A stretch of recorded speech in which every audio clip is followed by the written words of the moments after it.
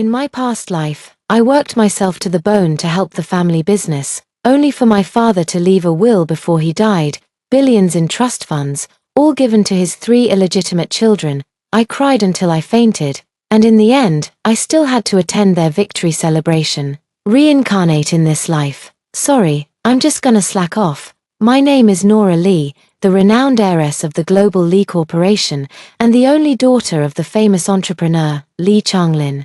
The sole heir on the Lee family's corporate lineage, the future successor of a national enterprise. At least, that's how it appears on the surface. But just yesterday, when the lawyer publicly read out that will, I finally realized how utterly laughable these past 20-some years have been. In that will, my father wrote in his own hand, divide all assets in the overseas trust fund account equally among Lee Chengsheng, Nora, and Lee Changye. All 3 names were familiar.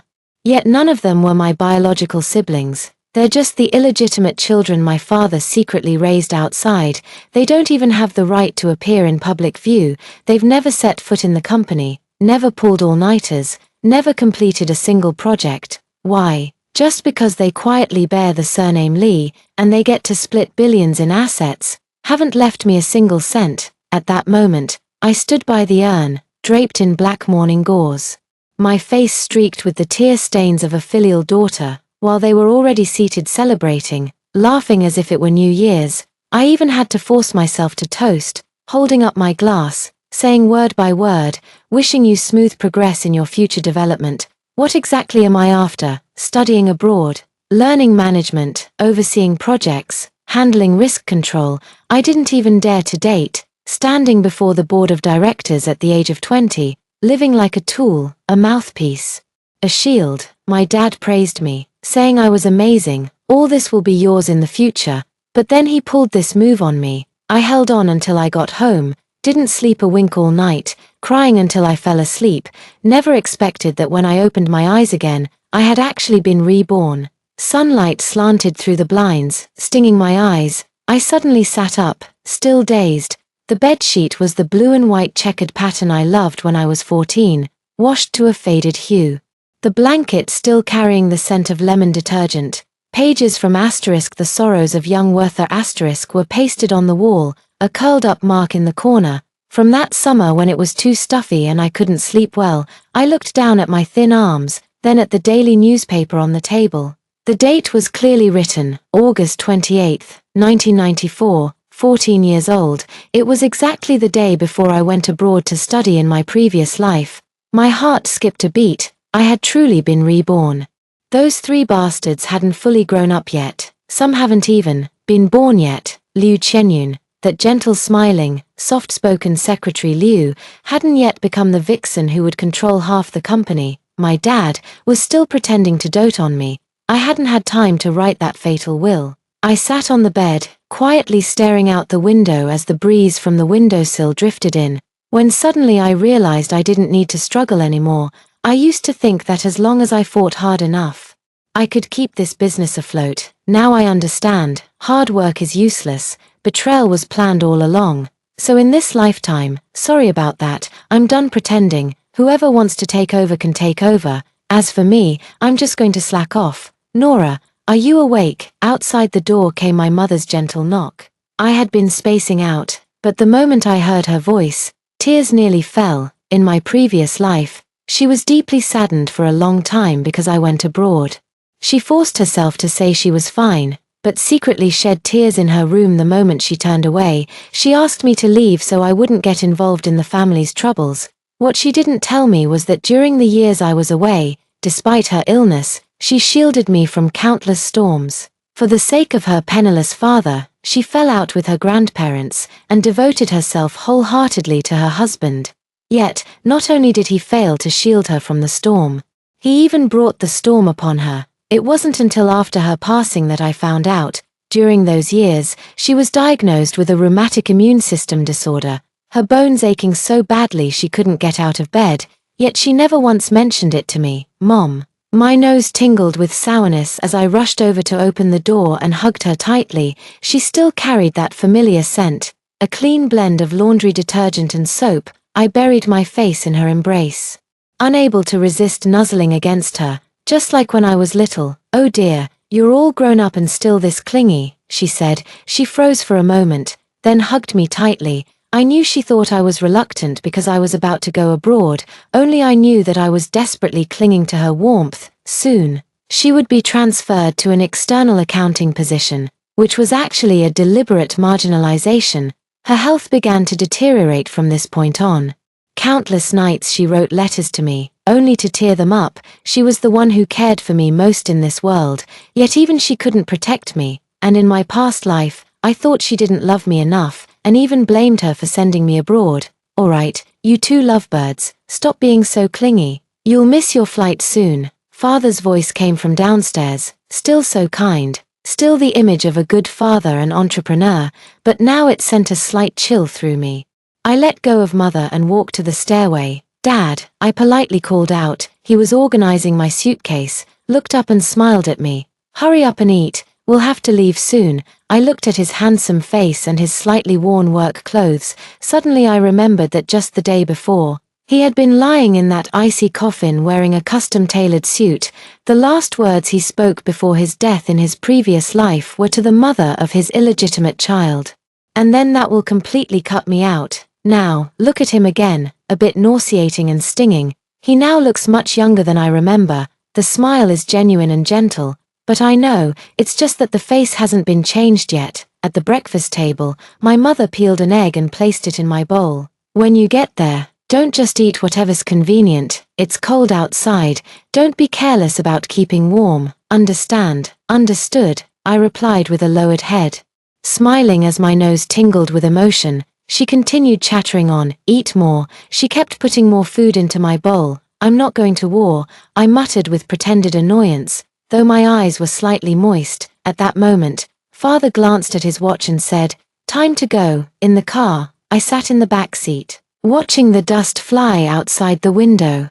This scene feels all too familiar. When I was 14 years old, it was from this very path that I left the protective shelter of my mother's life. Nora, listen to Aunt Chenyun over there. Okay, my mother turned back uneasily to remind me. Don't worry, Chenyun will definitely take good care of her. Father smiled while driving, his tone carrying a hint of natural intimacy. My heart skipped a beat. Chenyun, so they were already calling her that at this point.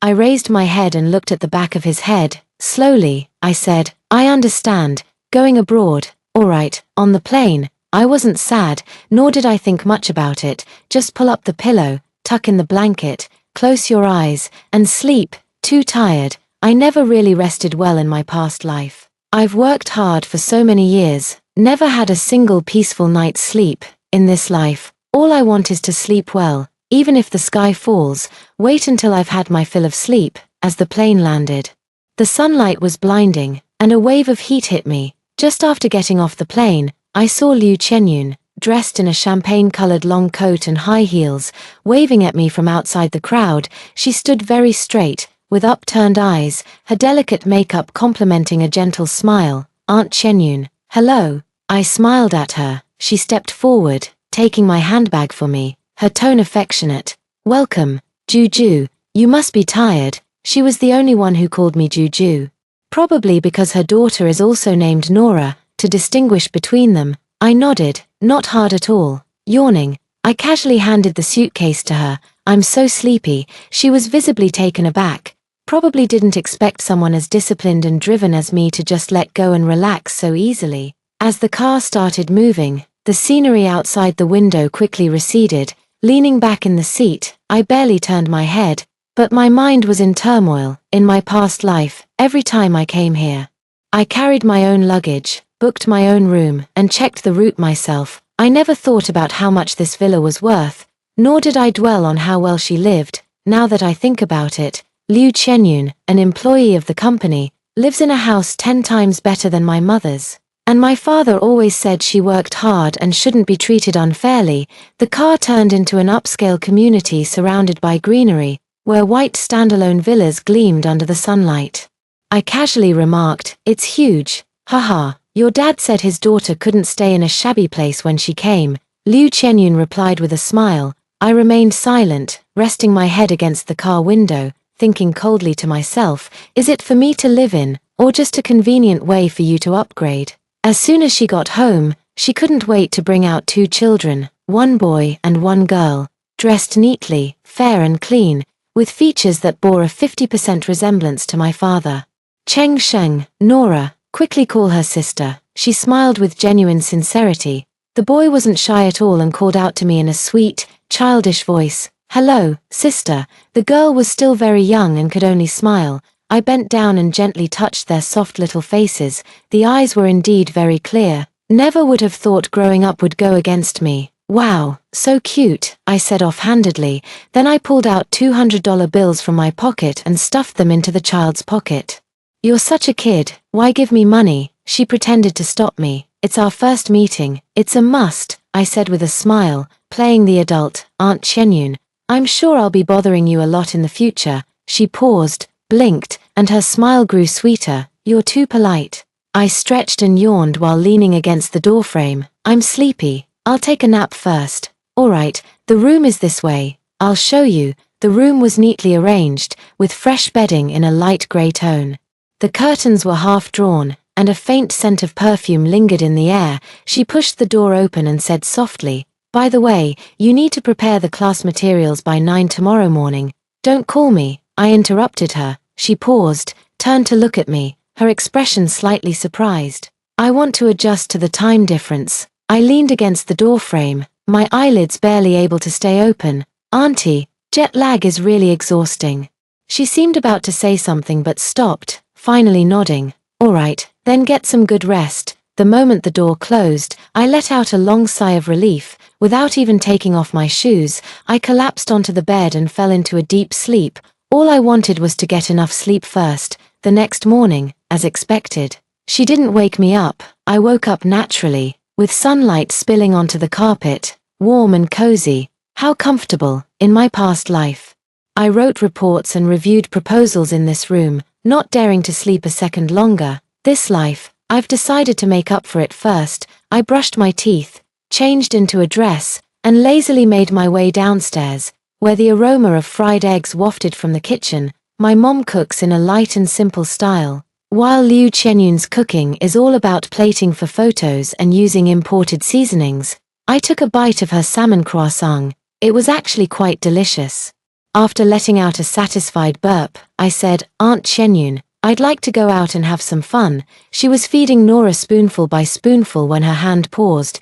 "Isn't today the day to report to school?" "I can go later," I replied vaguely, biting my fork. "No need to be so eager." Actually, I did go. Just going through the motions. In my past life, I was completely devoted to studying and never noticed how beautiful this place was. The scenery outside is so beautiful. The air is clean.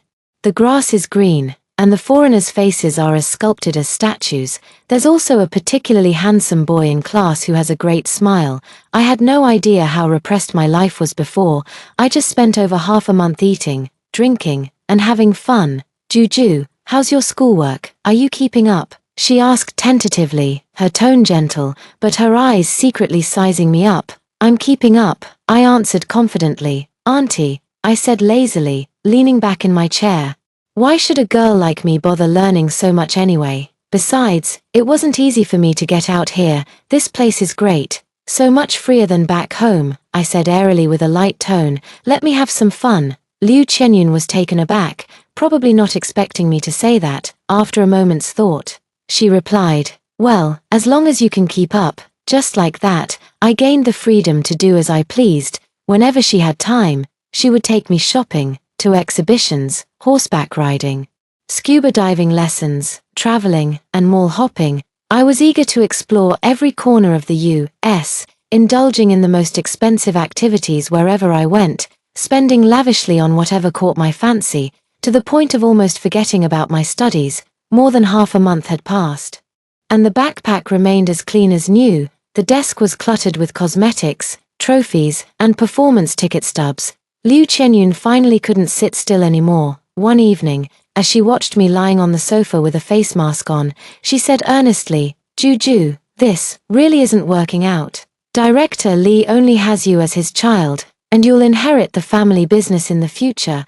I held the straw in my mouth and yawned. "Oh, Aunt Chenyun, Doesn't the company still have you key employees? Why should I work so hard? I squinted my eyes and looked at her with a smile. Besides, you can train your younger siblings well, Tilda. When they grow up, they can continue to shine in Dad's company. Isn't that great? As I spoke, I wrapped my arms around hers and leaned my head against her shoulder, acting spoiled with complete confidence. She froze, a hint of disbelief, even a touch of delight, flickering in her eyes. Of course she was happy. Once I stopped competing, the illegitimate children could be promoted justifiably. Juju, if you keep acting like this, I won't know how to explain it to your father. Though her words sounded distressed, the relief on her face was unmistakable. It's fine. Don't worry, Aunt Chenyun. It's not like I'm giving up studying completely. I wave my hand and pick up the clothes I bought today. I'm sleepy, going to bed now, yawning as I go upstairs. I'm in an extremely good mood. At the top of the stairs, I turn back to see her still standing there, eyes sparkling. I smiled faintly. As long as she's happy. Anyway, I'm just going to slack off. In the previous life, next month, I discovered her secret with my dad and went crazy, throwing myself into studying and working hard to reclaim what was rightfully mine. This time, I refused to lose my mind. Let them enjoy their happiness first. At night, I look at my slightly fuller face in the mirror, rounder, with a rosy complexion and a faint sparkle in my eyes. I laughed. So this is what it feels like to have money to spend without a care in the world. Time flows like water. And in the blink of an eye, a month has passed. In my previous life, that winter was the coldest period of my existence. But this time, I'm wrapped in a small blanket, sitting by the window basking in the sun, nibbling on biscuits and feeling warm. The winter afternoon sun makes one drowsy. I'm curled up on the single sofa by the window, wearing a pink fluffy loungewear, with a blanket over my legs and heated slippers on my feet. A textbook lay on my lap, its opened page untouched, the cover still serving as a weight for my instant noodle cup. A wisp of aroma escaped from the rim of the noodle cup, steaming warmly in the sunlight. The room's heater was set just right, with soft old English love songs playing from the speakers. Munching on a cookie, I lazily gazed out the window. The Christmas lights across the street haven't been taken down yet, and the ginkgo trees by the roadside stand bare, strikingly similar to my life in my 20s from the previous lifetime. Withered, rigid, utterly devoid of joy. This lifetime, I refuse to be that stiff, upright tree anymore. I want to be a soft, squishy dumpling, flopping down wherever feels comfortable. The door was pushed open without a knock. I was humming a tune, not paying attention, until someone reached out and took off my headphones, their movements practiced, their tone neither surprised nor angry. Is this how you study here? I looked up and met a pair of familiar eyes. It's him, Lee Chung-lin, my biological father. At this moment, he wasn't old yet. His hair was thick, his suit crisp, and his face wore a smile as warm as spring breeze. The company is currently on the rise, but the smile didn't reach his eyes. I lifted my eyelids, blinked slowly, and leisurely put down the cookie, tilting my head to give him a smile. Oh, my dear father, you're here. Then I pounced on him, my movements practiced and clingy, hanging onto him like a koala. He froze for a second, instinctively supporting me with his hands, as if catching a suddenly affectionate oversized cat. You've gained weight, he blurted out without thinking. Have I? I blinked, my lips puckering. Maybe it's because you weren't here. I miss you so much I can't even eat books. I can only eat other things, I said in a choked voice, acting utterly sincere. He was left speechless by my words and only patted my back after a while. But you still can't completely slack off. Looks like you're doing well in America. Absolutely. I've been following your advice, eating well, sleeping well, and spending well. Pretending not to notice the disappointment in his tone, I laughed and let go of him, tugging at his sleeve to lead him inside. This is my wardrobe. As soon as the door was pulled open, it revealed a dazzling array of colorful dresses, brand new sneakers, and limited edition bags, all packed tightly inside. Oh, and I've recently gotten into these figurines. I opened a drawer to show a lineup of anime characters, with even the instant noodle lid covered in character stickers. He watched all this, his eyelids twitching slightly. What are you mainly studying now? He tried to keep his tone steady. I pretended to think carefully. Art appreciation. And acting classes, I think, nothing else. Study, I said with a smile. I'm researching life, experiencing living. He didn't speak again, just glanced down at me with an indescribable look, whether complex or disappointed. Dad, do you think I bought too much? No, no. It's normal for girls to buy more, whether out of guilt towards me or not. He actually said that. This is completely unlike his usual frugal style. President Lee, Juju, dinner's ready. Liu Qianyun's sweet voice came from outside. Let's go, Dad. Aunt Qianyun cooked today. I walked out the door with his arm linked in mine. On the dining table were 5 or 6 delicate small plates of Western cuisine, their aroma wafting through the air. Liu Qianyun wore a light blue apron, her makeup fresh and a slight smile playing at the corners of her lips. This here is Jojo's favorite, she said with a smile as she served the dish. I looked at the plate of perfectly seasoned pasta in front of her, with its enticing aroma and vibrant colors, and then at her face, which was even more exquisite than the dish. Suddenly, I felt the urge to laugh, the thought of how, just a couple of days ago out of sheer boredom, I had casually poked holes in all the boxes of condoms in her room, made the laughter even harder to suppress. Have more children, so they can inherit the family fortune later. A semester passed by quickly. I lived very comfortably, eat when it's time to eat, sleep when it's time to sleep, and spend when it's time to spend. I also ended up collecting a room full of plush toys, colorful sneakers, and limited edition cosmetics. Before the school's winter break even started, I asked my dad for leave early. I want to go back home. He was quite surprised, after all.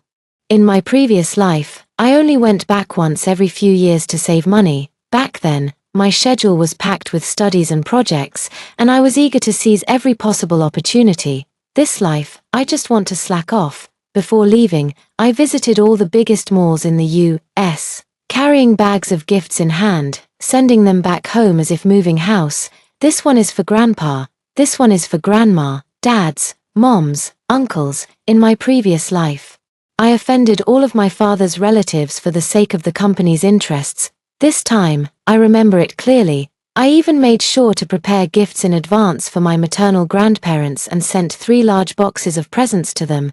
They were the ones who cared most for me and my mother, and I can't neglect them again. Be careful on your way. Liu Qianyun saw me off at the airport, her voice gentle and her smile considerate. To be honest, she took care of me as attentively as ever. It was the same in my past life, and it's the same in this one. I've never treated her poorly either, spending a lot of money and never making unreasonable demands, but every time I swiped my card extravagantly, I could feel her heart wince slightly. I opened my backpack and pulled out 3 thick red envelopes, handing them over with a smile. Aunt Qianyun, these are New Year's red packets. She was taken aback, instinctively accepting them. 2 would have been enough. Why is there an extra one? She pulled out one to hand back. This is too much, isn't it? I smiled especially sweetly, my gaze resting on her slightly rounded belly. Aunt Qianyun tilde the little one in there needs it too. I playfully blinked my eyes. As the words left her mouth, she froze in place, a faint blush spreading across her face. Impossible to hide. This child arrived even earlier than in the previous life. Good timing. The more, the better. The future wealth will be divided even more thinly. After a brief moment of surprise, she smiled softly and said, "Then I'll graciously accept your kindness." The eagerness to return home was particularly intense. As soon as the plane landed, I dragged my suitcase and jogged toward the exit. Spotting my mom at first glance, she stood in the crowd, wearing a beige coat with a neatly draped scarf. Her makeup was light but clearly carefully done. When she saw me, her smile reached the corners of her eyes, arms open, waiting for me to rush into them. I really pounced on her, held her tightly in my arms. She still carried that familiar scent, laundry detergent, heating pads, and a faint trace of the air from our hometown. "Nora, my big baby is finally back." She patted my back, her voice softening. Her eyes were noticeably a bit red. Beside her, Grandma stood smiling, holding a thermos cup. That was something I had specifically requested earlier. "Mom, when I come back, have Grandma come pick me up too." She nodded in agreement. This time, she would listen to everything I said. In the previous life, Mom always acted like a servant during every Lunar New Year to maintain her status as the legitimate wife of the Lee family in Dad's clan. I couldn't persuade her, and she even scolded me for being inconsiderate. In this life, I sent her clothes early, bought skincare products, and persuaded her to spend the new year at her grandmother's house. She no longer forced herself to endure and started listening.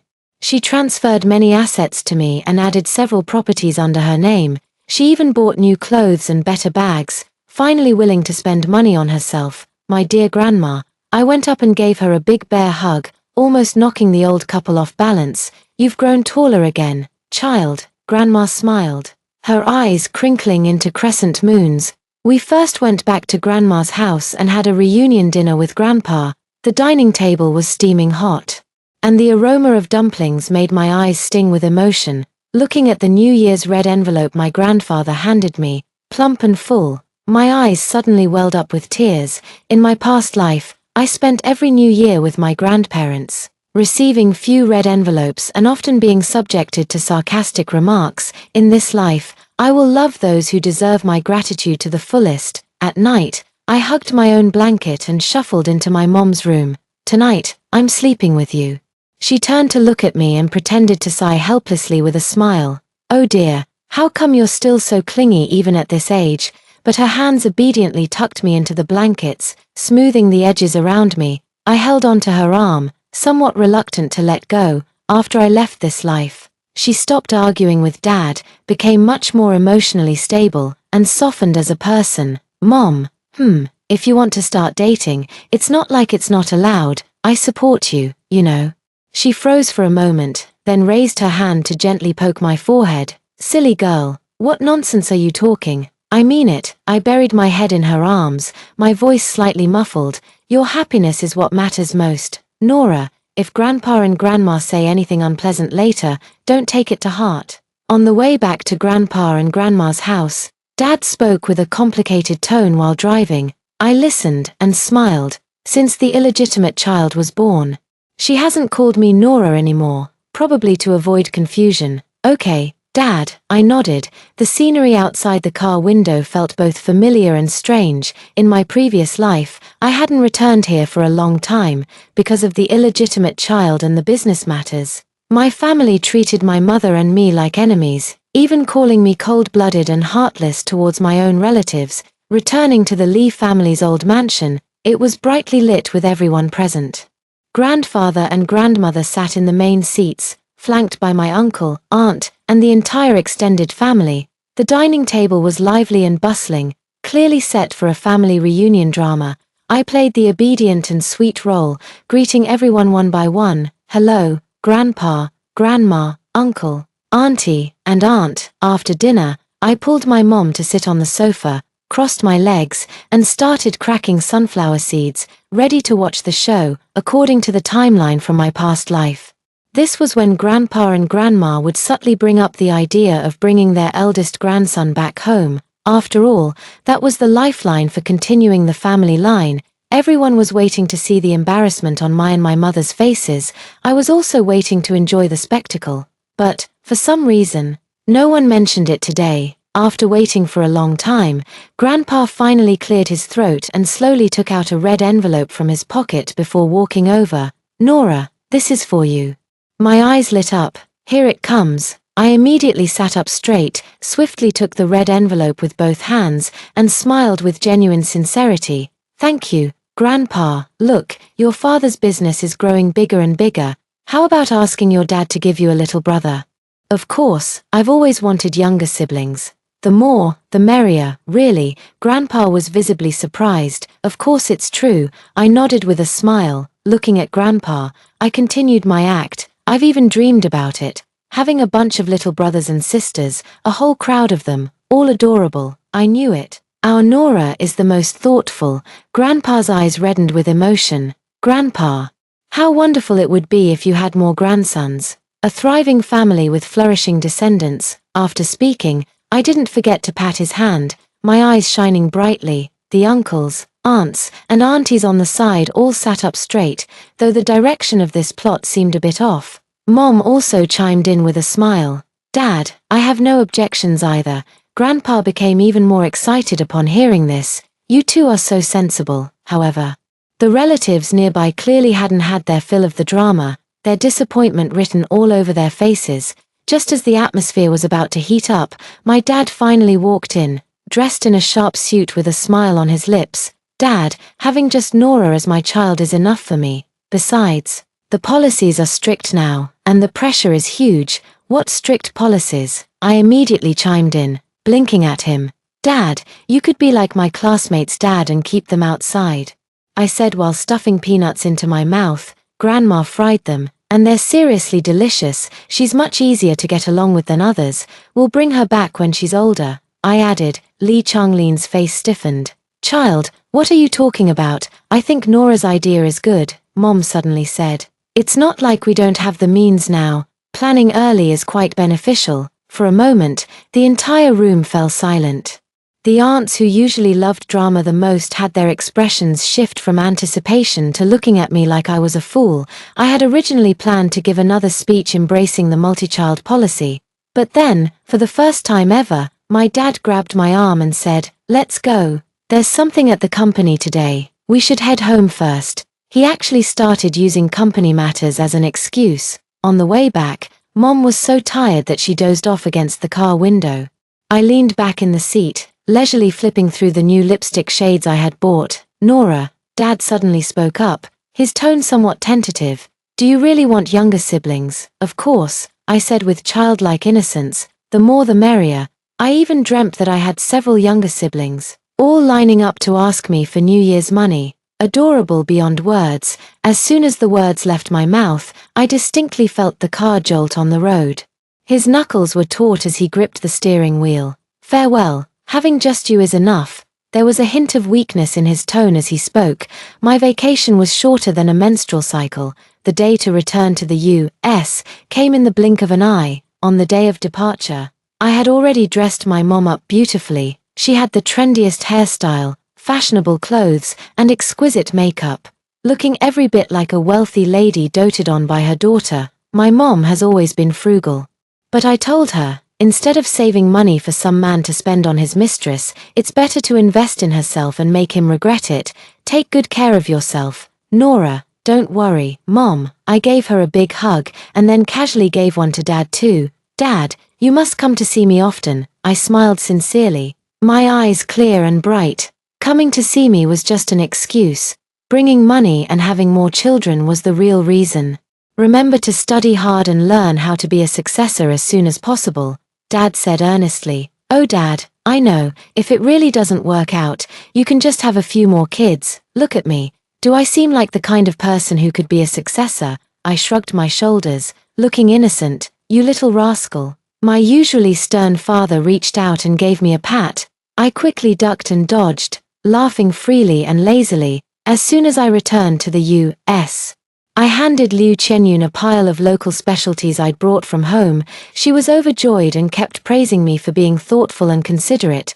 The days that followed were just like usual, eating well, drinking well, shopping, traveling, carefree and delightful. I even took a trip to Europe and had my mom come over to visit a few times. I was there when the child was born. I also helped wash bottles, bought baby supplies, and posted blessings on social media. Occasionally, I would say with a sincere face, I really wish they were my own little brothers and sisters. Aunt Chenyun, nurture them well.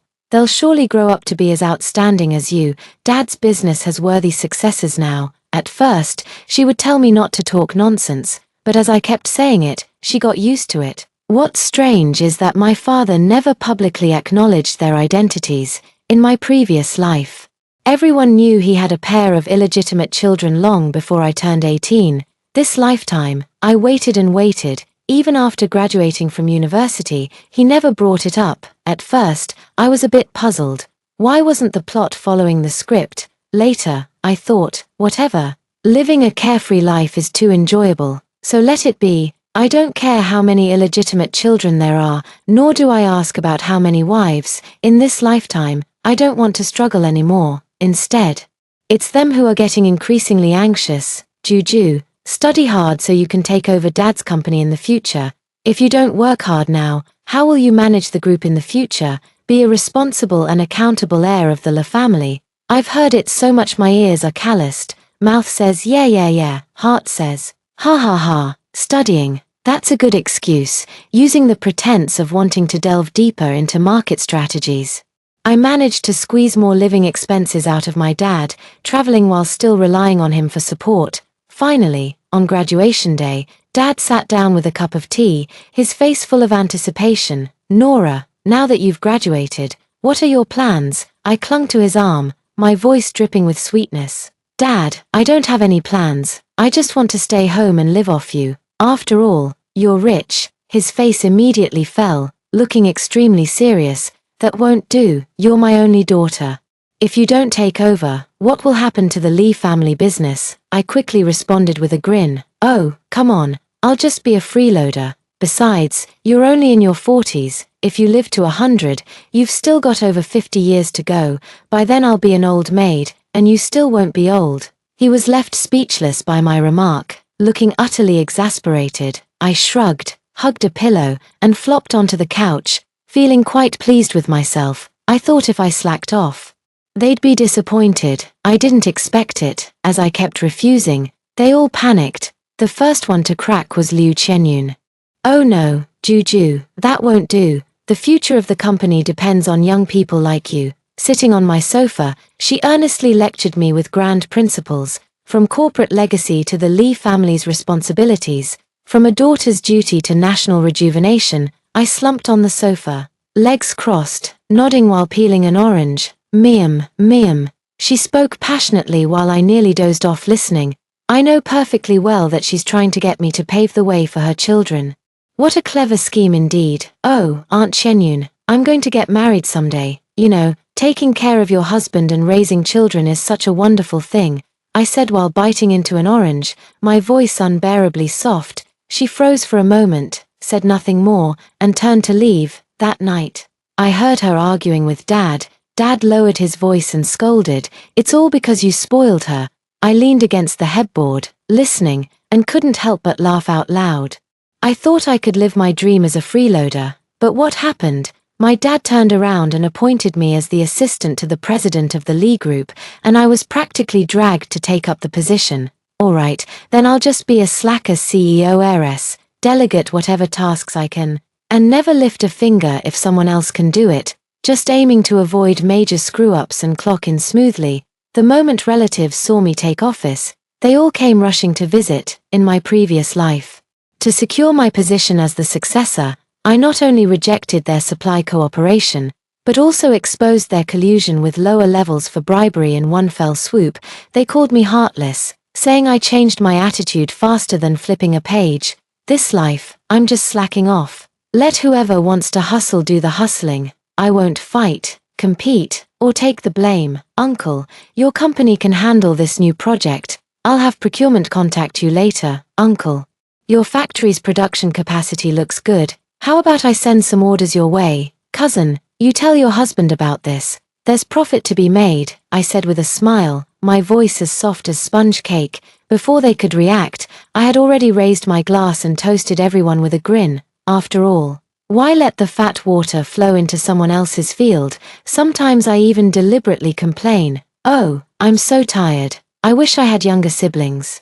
The relatives immediately pat their chests and say, Nora, you're the sole heir of the Lee family. We're all counting on you. Me, dead. Liu Qianyun would also come over and nag. Juju, you need to be tougher. Show some thunderous authority. If you keep this up, they'll take advantage of you and leave you with nothing. I stirred my coffee and laughed. Oh, come on. They're family. Money should be made together. This made her so angry she rolled her eyes. My dad was even more anxious than her. You can't spoil relatives like this, or the company will have problems sooner or later. I chuckled to myself. He said the same thing in his past life, but in reality, he was deeply troubled, just missing a knife to act. This time around, I've stepped back. Whoever wants to move can move. I won't be the knife. I skip the social obligations I should attend, push off the documents I should sign, claiming I'm studying or on a business trip. Occasionally when I check in, he has to come pick me up in person. He's anxious. I lounge. He steps up. I slack off. I even advised my mom to get a divorce. You're not happy anyway. Why not leave? Look at Uncle Lee, your childhood sweetheart who's been waiting for you all this time. At first, my mom told me not to talk nonsense, but she couldn't resist my persistent nagging. One day, she really did drag my dad out for a talk. At that time, the Lee family was at the height of their influence.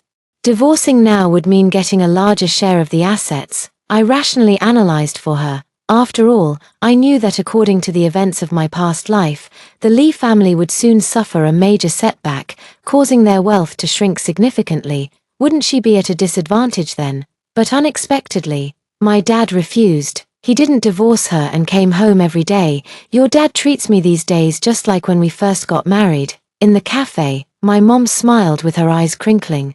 How about, you just lay your cards on the table? I took a sip of my latte. She waved her hand while eating cake. No need, he already did, he said. Those kids were a mistake. Told me not to tell you. She smiled as brightly as a blooming flower. I froze for a few seconds, then looked up at her. Sunlight fell on her face. Warm and radiant. She finally stopped living like a doormat in this life. Money is indeed the best makeup for a woman. Why does he suddenly want to acknowledge me as his only child? I asked. He said the business is meant to be passed on to you. You are his sole heir. I fell silent for 2 seconds, lowering my head to stir my coffee. I chuckled. How amusing. I've been slacking off like this for years. Lee Chang-lin couldn't do anything about me. Perhaps he felt he owed me, or maybe he was waiting for those children to grow up. It didn't matter to me. I just focused on going with the flow. Until the year I turned 24, I suddenly feel that being a corporate parasite is too exhausting. I want to quit my job to free up time and focus on slacking off. But not only does my dad disagree, even my uncles, aunts, and even the company's old-timers came out to stop me. Nora, this company needs you. How can you grow without gaining experience? That's right. Your father is already getting on in years. My dad is only 50. What a load of nonsense. According to the script from his previous life, he still had 30 years to live. I resisted the urge to roll my eyes and waved my hand dismissively. My dad is still young. Besides, I'm a girl after all. I'll get married someday. Once I'm married, won't the company just become someone else's? This was my trump card. Result: nonsense. Your surname is Lee. Even after marriage, you'll always be the Lee family's treasure, second uncle said with a righteous expression. In the previous life. What he said was, a married daughter is like spilled water. Auntie also started shaking her head. Nora, you're just too playful. Your mom should discipline you more. This aunt used to be eager to see my mom embarrassed, so why is she suddenly on my mom's side now? What's even more outrageous is my aunt, who actually started crying with snot and tears. Your father only has you, his one and only daughter, the rightful heir with pure lineage.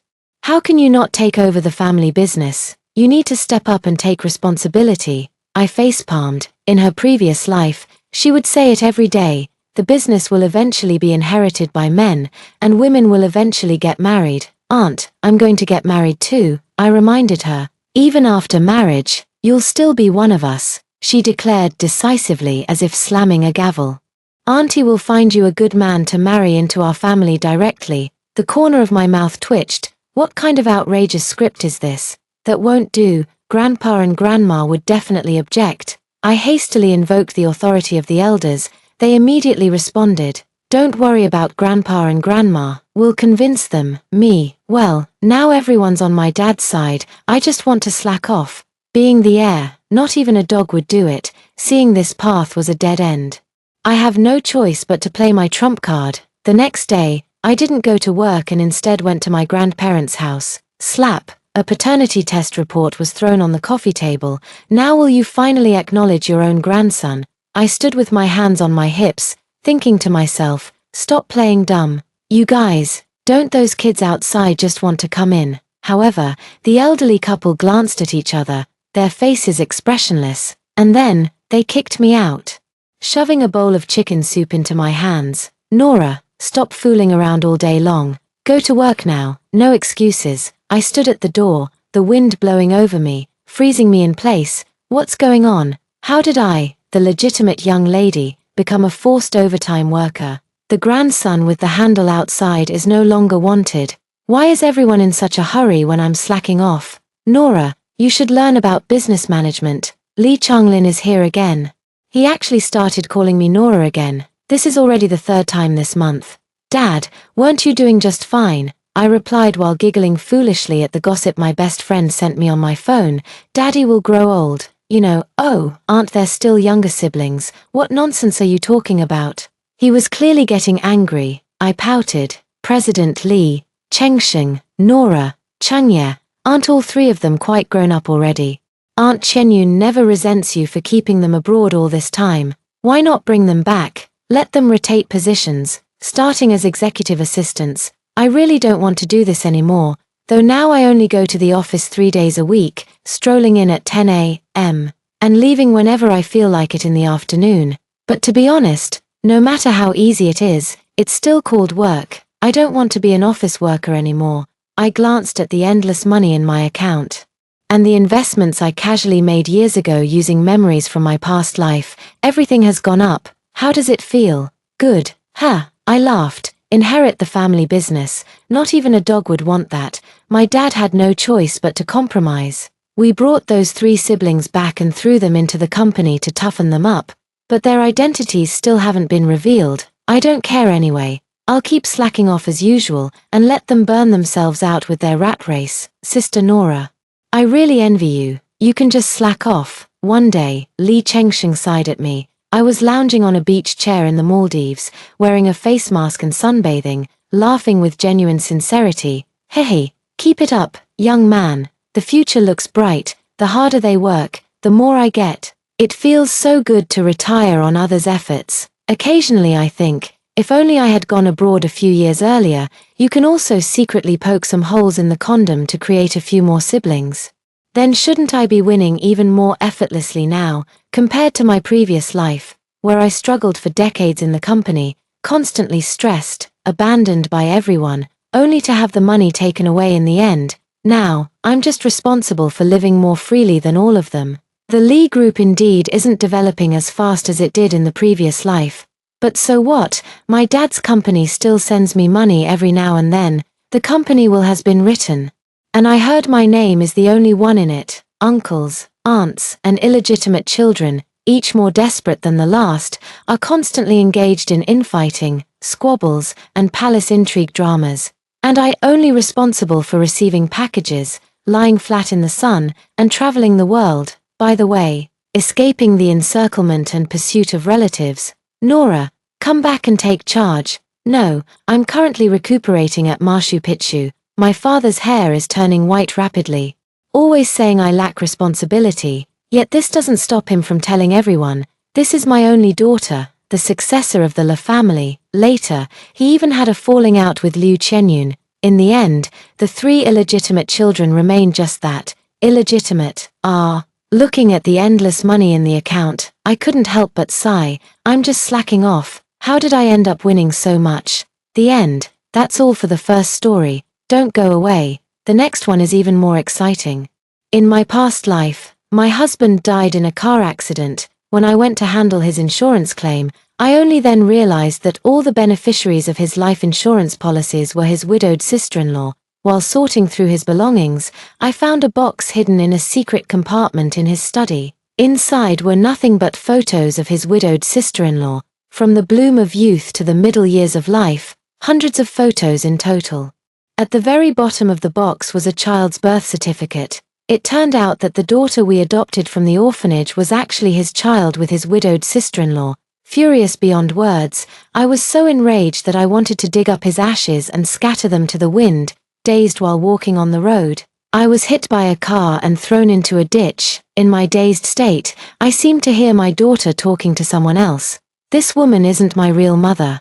Whether she lives or dies has nothing to do with me. No need to call an ambulance right away. It'd be better if she died.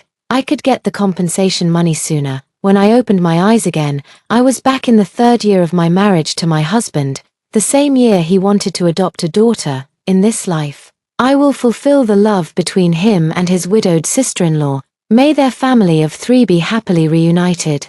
I was at home preparing dinner when I received a call from the police informing me that Chen Yufeng had been in a traffic accident on Chengdong South Road just half an hour ago. Chen Yufeng and I had been on the phone. He said there was something urgent at the company and he might be home late. From his office to our home, there's no way he would pass by Southeast City Road, so when I first heard the news, I thought it was a scam call, but the person on the other end sounded very serious, saying Chen Yufeng was severely injured and urging me to rush to the emergency room of the city's People's Hospital as soon as possible.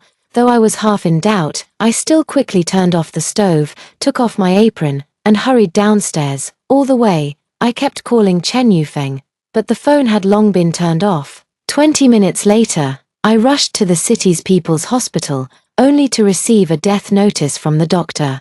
Looking at the bloodied and unrecognizable person in the emergency room, my legs gave way, and I collapsed to the ground. While handling Chen Yufeng's funeral arrangements, I fainted several times from overwhelming grief. Friends and family all urged me to take it easy and accept the loss. Let me be careful not to harm my own health. Yet I have spent 30 years by his side. Now, with his sudden passing, how can I not grieve? After Chen Yuhui was laid to rest, I sat alone in his study, silently weeping. Grief, like a surging tide, slowly engulfs me. The study is where he spent most of his time. Whenever he needed to think or simply be alone, he would lock himself in this small room of less than 20 square meters. I gently caressed the objects he once used, my heart aching so much I can barely breathe. Death came so suddenly, so sudden that on his desk, there was still the book he was halfway through, with a corner of the page folded, so sudden that in his notebook, there were still unfinished reading notes. I sat in the chair at the desk where he usually sat and gently pulled open the desk drawer. The items in the drawer were neatly arranged. Chen Yufeng had always been fond of cleanliness, even to the point of being somewhat obsessive. I took out the contents one by one, flipped through them, and discovered that these documents were actually individual life insurance policies, and most of the insurance companies were based in Hong Kong. When did Chen Yufeng buy so many insurance policies? I had absolutely no idea. Looking at that thick stack of policies, tears gushed out uncontrollably. I cried until I was completely choked with sobs. Naively, I thought these insurance policies were Chen Yufeng's way of planning for our family's risks, a responsibility he took for me and our daughter. However, when I went to file an insurance claim 2 months later, I discovered the truth. The beneficiary of Chen Yuzhou's life insurance was not his parents, not his daughter, and certainly not me. Instead, it was his widowed sister-in-law, Xu Yunji. I don't remember how I got home. It felt like someone had sucked out my soul, leaving even my brain incapable of thought. I wanted to break down. I wanted to scream hysterically. I wanted to grab Chen Yufeng and ask him what exactly was going on. But he was already dead. I couldn't get any answers. At 3 in the morning, I still couldn't fall asleep. I got up and went to Chen Yufeng's study again. Like a madman, I rummaged through the items in Chen Yufeng's study, tossing the checked items directly onto the floor. Finally, after clearing everything from the bookshelf, I noticed a hidden compartment on the 3rd level. The compartment wasn't large, just about the size of a showbox. Inside was a walnut-colored wooden box. When I opened the box and saw its contents, I was utterly shocked beyond words. There were only a few letters and a birth certificate. The rest were all photographs of Xu Yunji. There are photos of her crouching on the bustling street, quietly petting the cat in front of the coffee shop. There are glimpses of her wearing an apron, busy in the kitchen. There are moments of her radiant performance in the theater troupe's plays. There are travel photos of her stretching her arms to embrace nature at scenic spots around the world, serene, smiling, contemplative, frowning. Behind each photograph lies the moment it was taken, accompanied by a piece of text. The earliest date traces back to the 1st year of my marriage to Chen Yufeng.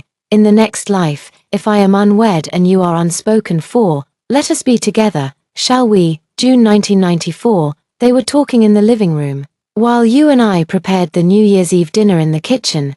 Does this count as our first date? January 1995, Moon, my brother passed away from illness.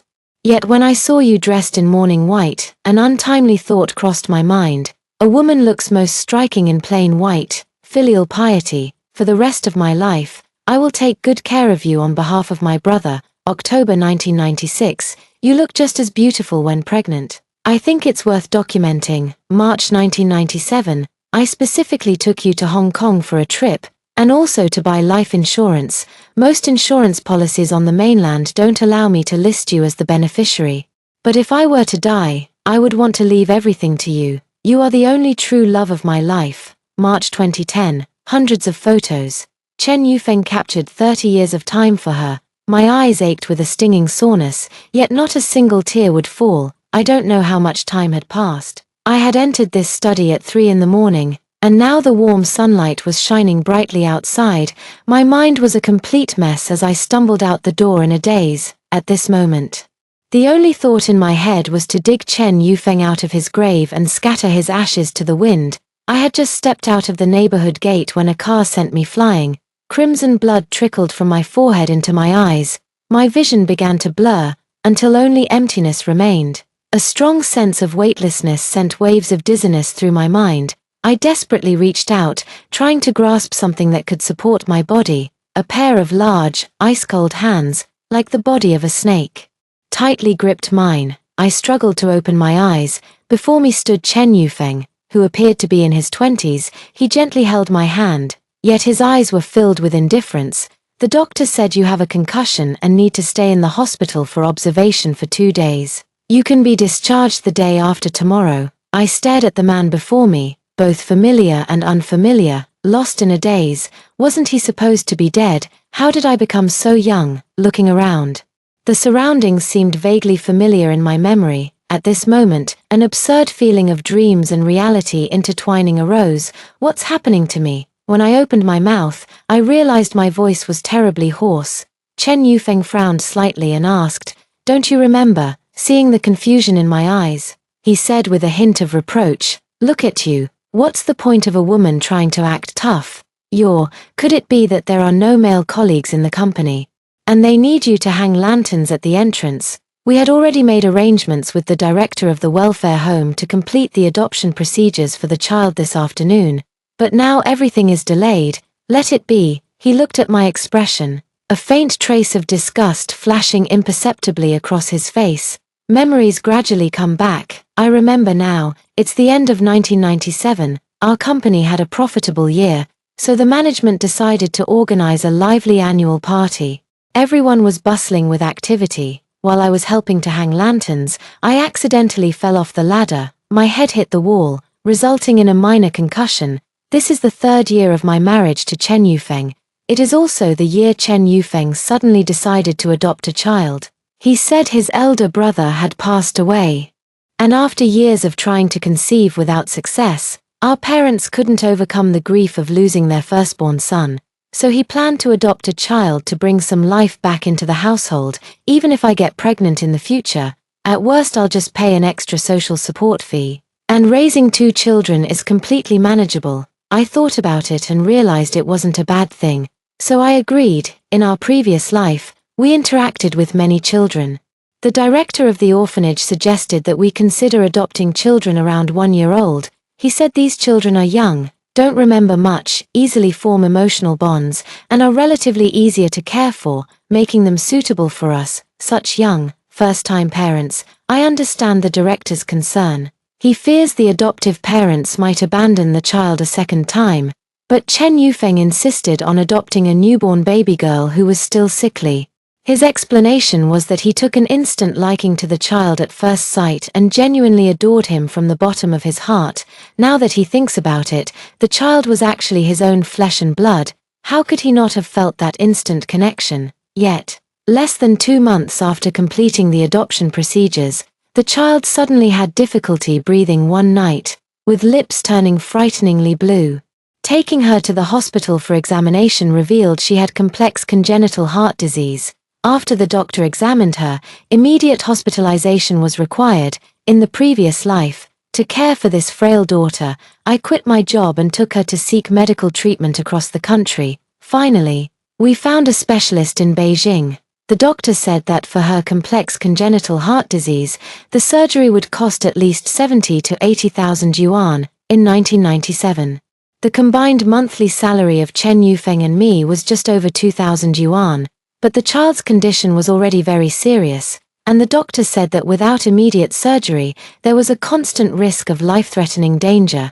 Chen Yufeng and I emptied all our savings, including the dowry my parents had given me. We also borrowed some from relatives and friends, but it was still far from enough. Finally, we mortgaged the house to the bank and pulled strings to find a guarantor, securing a loan of 30,000 yuan. Only then were we able to cover the surgery costs. After the surgery, a year of medication-assisted treatment followed. For many years afterward, I not only had to care for my frail and sickly child but also worked hard to repay the debts, getting up early and working late, living frugally every day. But what was Xu Yunji, the child's biological mother, doing? She was at the drama troupe, working as a glamorous actress, surrounded by flowers and applause. She is elegant, composed, gentle, and serene. She lives a carefree and content life. Yet she placed the bastard child she had with my husband by my side to drain me of my lifeblood. Recalling the events of my past life, overwhelming hatred surges within me. I raise my eyes to look at Chen Yufeng. His lips are tightly pressed, his face dark as water. Noticing my intense stare, he looked puzzled. "What's wrong? Is your head bothering you?" I didn't respond. He sighed softly. "Mom and Dad are waiting at home, just for us to bring the child back to meet them. How could you be so careless?" This had happened in my past life too. Chen Yufeng kept nagging in my ear, actually making me feel somewhat guilty. So, in the afternoon, when I felt no physical discomfort, I insisted on being discharged from the hospital. In fact, there really wasn't much wrong with my body. But now, I won't be subjected to Chen Yufeng's emotional manipulation anymore. I glanced at the undisguised reproach on his face and said calmly, "If you want to raise someone else's child, go handle the paperwork yourself. I'm not feeling well, so I won't be joining you." Chen Yufeng frowned, somewhat displeased. Adoption procedures definitely require both spouses to bring their documents and be present in person. How can I do it alone? What can be done about it? After a pause, he hesitantly asked, "You're not having second thoughts, are you?" I neither confirmed nor denied. "Yes, I've decided not to adopt someone else's child." Chen Yufeng instantly grew anxious, raising his voice several notches. "We had an agreement before. How can you go back on your word now?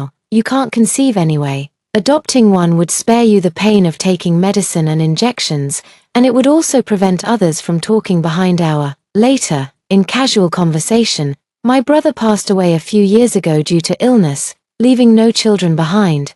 If we also remain childless, how could our parents bear it?" Chen Yufeng is always like this. Whenever the topic of having children comes up, he naturally assumes it's my problem. I snorted coldly, "Don't you dare pin the blame on me. Who knows which one of us is infertile? We're at the hospital right now. Let's go get a full set of tests done tomorrow." Chen Yufeng blurted out in desperation, "If we can't have children, it's definitely your problem. I already have." At this point, he suddenly realized his slip of the tongue and abruptly stopped speaking. I looked at him coldly. "What else do you have? Don't tell me you have a love child." Chen Yufeng's face turned crimson. A flicker of guilt flashed in his eyes as he defended himself.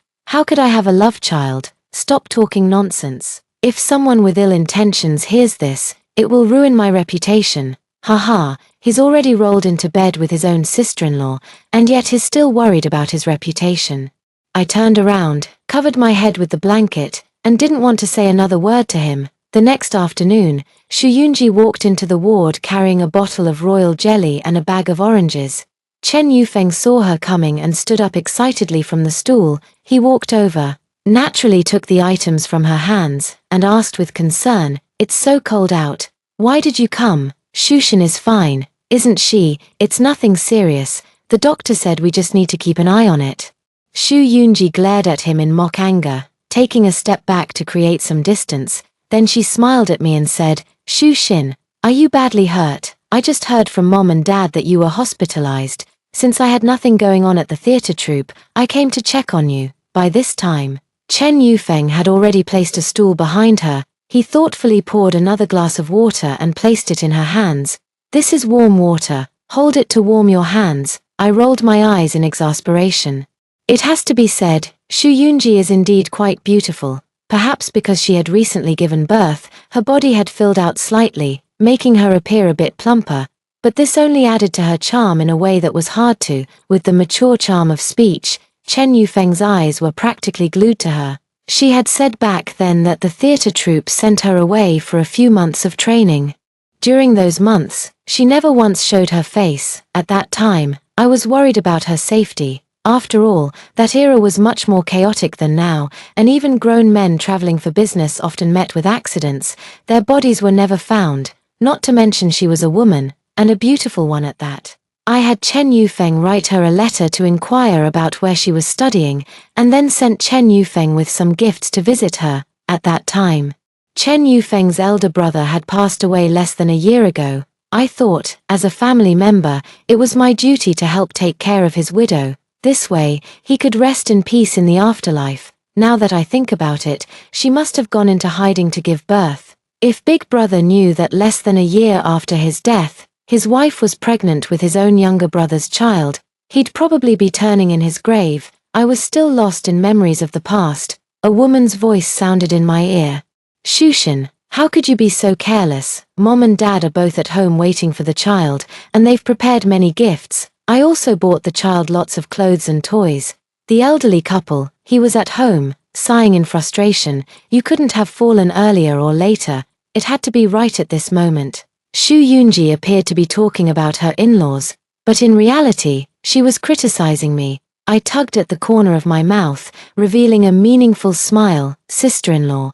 My brother passed away early and didn't leave you with any children. I heard you're planning to remain a widow for the rest of your life. Since our parents love children so much, you could always adopt one and let them raise it for you. When it grows up, it can also take care of you. Shu Yunji was taken aback. Clearly not expecting me to shift the topic onto her, Chen Yufeng immediately jumped in to help defuse the situation.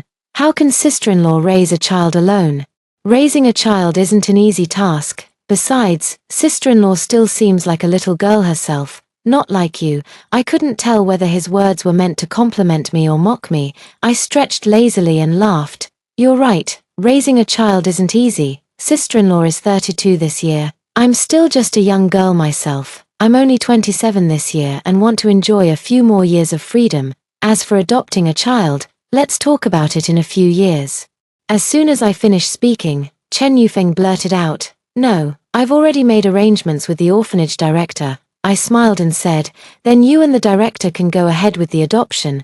I won't be involved. The atmosphere froze for a moment. A few minutes later, Shu Yunji spoke up. Shu Xin, as your sister-in-law, I'm going to say something you might not like to hear. I cut her off directly. If you know I won't like it, then shut up. Today, no matter how much you argue, there's no way I'll agree to adopt a child. If you're so eager to raise one, go and complete the adoption paperwork with Chen Yufeng. Bring the child back and raise it yourselves. Let it call you mom and dad, then the three of you can live happily together. Anyway, my parents-in-law are also your parents-in-law. They're not outsiders. It doesn't matter who adopts them. Shu Yunji looked at me in disbelief, her face deathly pale. Shu Xin, Chen Yufeng roared at me. What kind of nonsense are you saying? Apologize to your sister-in-law. I silently mouthed back. Apologize my ass. F******ing idiot. Shu Yunji sprang up from her chair with a start. Her eyes reddened as she dashed out. Chen Yufeng shot me a fierce glare, then he too ran out after her. I watched their retreating figures and let out a cold laugh. Pa, a pair of shameless dogs. I fished out my shoes from under the bed and quietly followed them all the way. Shu Yunji had barely reached the next floor when Chen Yufeng tightly pulled her into his embrace. He whispered comforting words. She's lost her mind. Don't take it to heart. She's always been vulgar and foul-mouthed, utterly detestable, disgusting. Don't worry, I will definitely convince her to adopt our daughter. If she refuses, I'll divorce her. Stop crying. You're breaking my heart. After a long while, Shu Yunji finally stopped her whimpering sobs. She pounded her pink fists on the man's chest and complained, It's all your fault. If you hadn't been so reckless, I wouldn't have gotten pregnant, and I wouldn't have to come here and endure her bullying. Jujia has been frail since birth, and the conditions at the welfare home are just average. I'm afraid something might happen if we delay any longer. Chen Yufeng's face was full of heartache. It's all my fault. Jujia is my daughter too, and I'm just as worried and pained as you are. Shushin, her brain must have been rattled by the fall, but it's fine, I'll just coax her a bit tomorrow and she'll be alright. Let me take you home first. The voices of conversation gradually faded into the distance. I followed them to the hospital's main entrance and watched as they boarded the No. 17 bus at the station. The direction of this train is towards the residential area where Shu Yunji lives. I immediately turned around and returned to the ward. Gathered my belongings and completed the discharge procedures. After being discharged, I didn't go home. Instead, I ordered 2 stir-fried dishes at a street restaurant and ate them leisurely.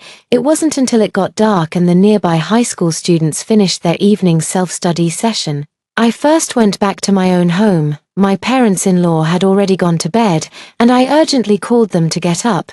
Tell them that Shu Yunji had a little accident at home. And Chen Yufeng asked me to call them to come over quickly. As soon as the in-laws heard that their eldest daughter-in-law was in trouble, they immediately got dressed and came downstairs. They had always doted on their eldest son, and after his passing, they transferred that love to Shu Yunji. It wouldn't be an exaggeration to say they treated her as their own daughter. We hailed a taxi. 20 minutes later, we finally arrived at Shu Yunji's residence. It was already 9 o'clock in the evening. From inside the room, faint sounds of intimate moans between a man and a woman could be heard, along with the creaking of a swaying bed. Father-in-law and mother-in-law exchanged glances, their expressions unreadable. The hand that was about to knock paused. I took a few steps back, took a deep breath, then ran forward and kicked the door open with one forceful strike. After rushing into the room, I immediately charged into the bedroom, picking up the man's clothes from the floor. I threw them out the window. The man's angry shouts and the woman's panicked screams rang in my ears. I turned on the flashlight and focused the beam on their faces. My in-laws, who had just rushed in, froze in place as if struck by lightning the moment they saw the two. I rushed out of the room and shouted loudly, "Thief, catch the thief. Someone. Help!" My father-in-law and mother-in-law rushed over to cover my mouth, but I dodged and ran out of the room, shouting even louder outside. Within minutes, lights turned on in every house. Soon, people came out armed, some with kitchen knives, some with fire tongs, and others with rolling pins. I saw someone coming out and frantically waved at them. "The thief is here. Come quick, come quick." Everyone gathered at Shu Yunji's house. A few minutes later, those people came out looking at each other. Their faces were full of gossip and disbelief. Father-in-law picked up Chen Yufeng's clothes downstairs. He slapped his son hard across the face. His voice choked with emotion. "You're worse than an animal. How could you betray your elder brother like this, after all the love and care he showed you as a child? Is this how you repay him after his death?" Chen Yufeng hung his head in silence, not daring to speak. The mother-in-law covered her face, weeping uncontrollably. I sighed silently in my heart. The foolish actions of 2 people have now shamed an entire family, leaving them unable to hold their heads high. The father-in-law and mother-in-law supported each other as they left. Trembling unsteadily, I crossed my arms and coldly stared at Shu Yunji, whose clothes were in disarray. Chen Yufeng had his sweater on inside out, wore only long johns on his lower half, and was barefoot. He whispered to Shu Yunji, "Go back to the room first, I'll talk to her." I slammed the kitchen knife in my hand against the wall. "Try leaving, I dare you." Shu Yunji's footsteps toward the room came to a halt. Chen Yufeng shielded her behind him. Gritting his teeth, he said, "This is my fault. If you want to kill or torture someone, come at me, don't harm Yunji." Seeing the restraint and tenderness in his eyes, I let out a scornful laugh. What a pair of infatuated lovebirds. Shu Yunji probably can't stay in this neighborhood anymore. I don't mind taking this matter to both of your workplaces and letting you too. The leaders in charge should stand up for me. If the people in your workplace found out you slept with your widowed sister-in-law, do you think you'd have any future left? Chen Yufeng's face darkened bit by bit. "Shu Xin, what exactly do you want to do? What good does ruining my reputation do for you? Are you so eager to wear a cuckold's hat in front of outsiders?" Shu Yunji's eyes brimmed with tears as she looked at me pitifully. "Shu Xin, I'm the one who wronged you. I had a bit to drink tonight. I thought of yumming again, mistaking Yufeng for him. I promise I'll never do that again." As she spoke, her legs bent, and she knelt down. Chen Yufeng immediately picked her up. "Why are you kneeling to her?" Then he turned to me fiercely and said, "I told you, If you're angry or resentful, take it out on me. Don't make things hard for Yoonji. I ignored him. I looked straight at Shu Yoonji and asked, so what you're saying is, you've only done it this one time. Embarrassment flashed across her face, but she still managed to nod stiffly. I couldn't help but burst out laughing. Could that baby girl in the orphanage be Shu Yoonji's illegitimate child with another man? In an instant, Shu Yoonji trembled violently, her face as pale as paper. Chen Yufeng was also panicked. I slapped Chen Yufeng hard across the face. You beast. Big brother only passed away last October, and before he left, he entrusted you to take good care of your parents and Shu Yoonji. Is this how you look after his widow? Chen Yufeng's face flushed crimson. Too embarrassed to utter a single word, I slapped him again. Elder brother's body is barely cold. Yet Shu Yoonji gave birth to your child within a year. I don't believe she was pregnant, getting pregnant on the first try. So when exactly did you two hook up?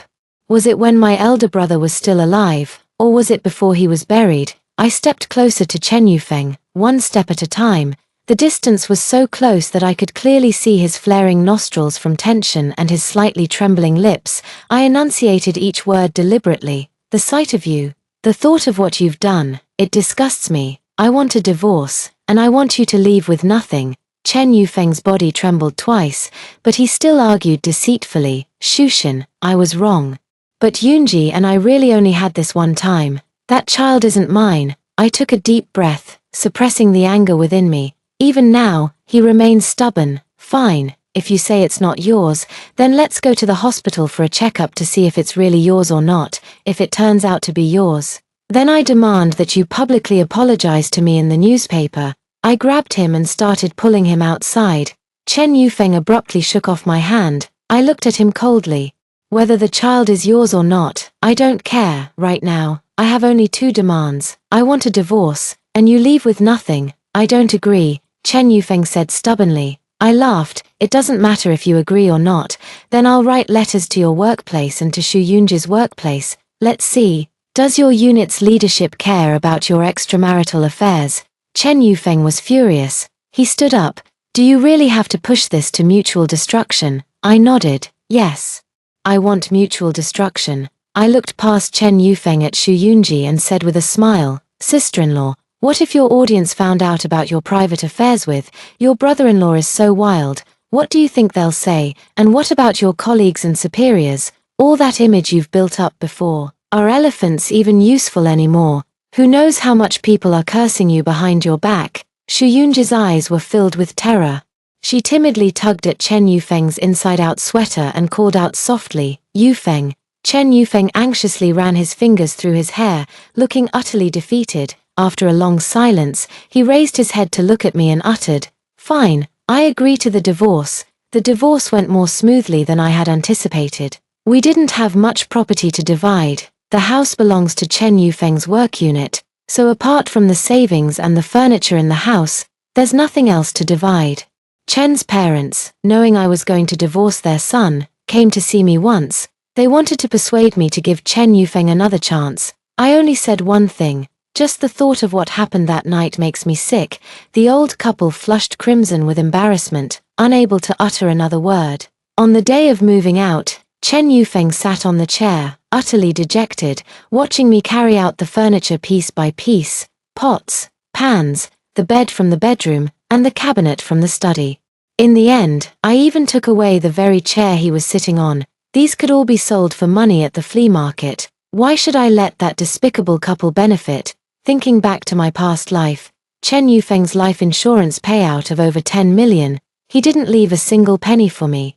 And the hard-earned money I spent on their daughter was far more than just this amount. After moving all the belongings, I placed both keys from my bag on the windowsill, then I slammed the door and left. From then on, Chen Yufeng and I went our separate ways. 1 month after the divorce, the unit's leader, Sister Zhong, had a private chat with me. She said our company would soon undergo restructuring, and more than 1/3 of the staff would be laid off. A few years ago, she started a foreign trade company in the neighboring city and asked if I'd like to join her there. By then, many state-owned enterprises had already begun a wave of layoffs. With numerous employees who had worked most of their lives losing their jobs, the future market economy would flourish. and foreign trade would also ride the rising tide, so I agreed without a second thought. The day before leaving for the neighboring city, I had a meal with a few close friends. During the meal, a friend mentioned Chen Yufeng, saying he had adopted a baby girl from an orphanage. All his friends said he was crazy. Although he was divorced, he was good-looking, had a great job, and had no children. Remarrying wouldn't have been a problem at all, but now, adopting a child. Who knows what got into his head? I smiled and shrugged. Maybe that child is actually his own. At first, my friends looked utterly shocked, then suddenly seemed to understand everything. Working in a private enterprise is completely different from working in a state-owned company. It took me several months to adjust to the new work rhythm. I learned to communicate with clients via email and used an English dictionary to understand the content of orders from foreign customers. Keep an eye on the dynamics of foreign markets. After work every day, I also attend English training classes. Every day is packed with study and work, leaving me completely exhausted. By the time I was promoted from a foreign trade specialist to the manager of the entire department, 2 years had already passed. The past 2 years have been the peak phase of the layoff wave. I heard Chen Yufeng was also among those laid off. This didn't happen in the previous life. Back then, not only was he not laid off, but after the cleanup of those holding nominal positions, he quickly filled the vacancy. He kept getting promoted and receiving salary raises. At that time, he didn't have to worry about anything at home, so he could fully devote himself to his work. It wasn't until later that I learned from a friend the reason why Chen Yufeng was laid off. Not long after Chen Yufeng adopted the child, it was discovered that the child had complex congenital heart disease. But unlike me in my previous life, he didn't take the child to see an authoritative specialist at Beijing Hospital for the surgery, to save on surgical costs. He opted to have the operation performed at the local municipal people's hospital. However, the post-surgery results were less than ideal. While it somewhat improved the condition, the child still required long-term medication and frequently fell ill. Chen's parents didn't know the child was Chen Yufeng and Xu Yunji's. Chen Yufeng was too ashamed to admit it. Every day, the elderly couple saw the sickly child, which nearly drained their family savings, filling their hearts with resentment. Eventually, they simply washed their hands of the matter and stopped helping to care for the child. Chen Yufeng frequently took leave to take care of the child. Therefore, when their company needed to downsize, he was among the first batch of employees to be laid off. Xu Yunji did not choose to stay with Chen Yufeng. She also neglected the child entirely. She only cared about her own glamour and the peaceful passage of time. Later, Chen Yufeng's financial pressure became too much to bear. He went to the theater troupe to find Xu Yunji and asked if she could spare 10,000 yuan to temporarily help with the emergency. The medical expenses for the child were simply too high. Who would have thought that Xu Yunji would turn hostile outright? She berated Chen Yufeng for being a freeloader, saying that if he lacked the capability, he should have kept his lower half in check from the start. Chen Yufeng, flushed with shame and anger, lashed out at Xu Yunji with reckless words. In front of everyone, he called her shameless, a slut, and accused her of trying to seduce him even at her husband's funeral, a younger brother-in-law. She gave birth to the child and abandoned it at the doorstep of an orphanage, showing no care or concern for the child. Most of the people around were colleagues from Xu Yunji's theater troupe. A single sentence stirred up 1,000 waves. Everyone turned their gaze to Xu Yunji, sighs filling the air. Later, Chen Yufeng began drinking heavily every day. After getting drunk, he would take his daughter to the theater troupe to demand money from Xu Yunji, causing a scene if she refused. On 2 occasions, he even smashed props stored backstage. Not long after, Xu Yunji was dismissed from the troupe. Once, I didn't drive them to the wall, nor did I expose their dirty deeds to their workplace. Yet they themselves were the ones who cut off their own path. Years later, I returned home to register my marriage with my fiancé. While strolling with him, I spotted Chen Yufeng selling skewers at a street stall, with a little girl sitting at a small table nearby, helping to skewer gluten sticks. By my calculation, the girl should be 8 years old now. Yet she still looks like a child of 5 or 6. Chen Yufeng froze when he saw me, his gaze falling on the man I was holding onto. A bitter smile tugged at the corner of his mouth. "Your husband?" I nodded. "Yes. We just got the marriage certificate this morning." A trace of desolation flashed in Chen Yufeng's eyes. His gaze fell on the little girl beside him, and he called her over. Jia, come here, let me introduce you. This is your Aunt Shu. He seemed to have thought of something, his words sounding a bit dry. Jia looked at me timidly and whispered, "Hello, Auntie." I smiled and nodded. "Hello." After the greeting, she sat back down at the table and continued skewering the gluten. Chen Yufeng looked at the child with pity and said, "She has complex congenital heart disease and is in poor health, but Shu Yunji doesn't take care of her. The doctor said it's uncertain whether she can even live to the age of 20. Following his gaze, I glanced at the girl but remained silent. In my previous life, I cherished and doted on her as if she were the apple of my eye, but in the end, all I got was, she's not even my real mom. Another person's child will never truly be your own." Chen Yufeng realized he had said too much and quickly changed the subject. "I shouldn't have mentioned these things to you. It's been a while. What would you like to eat? Take whatever you want, it's on me." As he turned to get ingredients from the glass cabinet, I noticed he had a slight limp in his right leg. "What's wrong with your leg?" I asked curiously. Chen Yufeng looked down at his legs, his expression twisting in pain. "I was an alcoholic a couple of years ago. One time I passed out drunk on the road and got hit by a three-wheeler. The tire got run over." Tears welled up in his eyes, his face filled with remorse. "I had a good life before, but I just had to go and do those stupid things. Now everything that's happened is exactly what I deserve." My voice was calm. "What's done is done. There's no point in bringing it up again." Glancing at the time on my wristwatch, "I have to go to my in-laws for dinner soon. We can have your grilled skewers another time, if there's a chance." Chen Yufeng's hand, which was reaching for the ingredients, paused. A tear fell. After that, I never saw Chen Yufeng again. The next time I heard any news about them was during a phone call with a friend. She told me that Chen Jia passed away a few days ago, just after turning 13. Chen Yufeng later took Chen Jia to Beijing for treatment, but because it had been delayed for too long, her heart failure was severe, and it was already impossible to perform surgery again. The only solution was a heart transplant. Where could an ordinary family afford a heart transplant? Chen Yufeng's savings had long been spent on Chen Jia's medical treatments. In the end, they had no choice but to give up treatment. Chen Jia closed her eyes forever at home due to respiratory failure.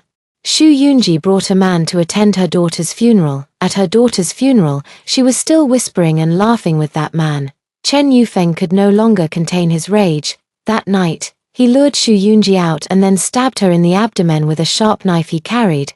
The ground was covered in blood. Half an hour later, Shu Yunji was taken to the hospital, and Chen Yufeng was escorted away by the police. A friend said it had just happened the day before yesterday, and they didn't know whether Shu Yunji had ultimately survived the critical condition. Hearing this, I let out a deep sigh. It truly felt like an abnormal twist of fate, where no one met a good end. After hanging up the phone, I was still a bit dazed. At that moment, my son ran toward me with his toy car. "Mommy, come play excavator with me." I looked at my sweet and adorable son and smiled gently. "Okay, Mommy's coming." I stood up and walked toward my son. The sunlight outside is just right, and the breeze gently moves the sheer curtains, casting dappled shadows.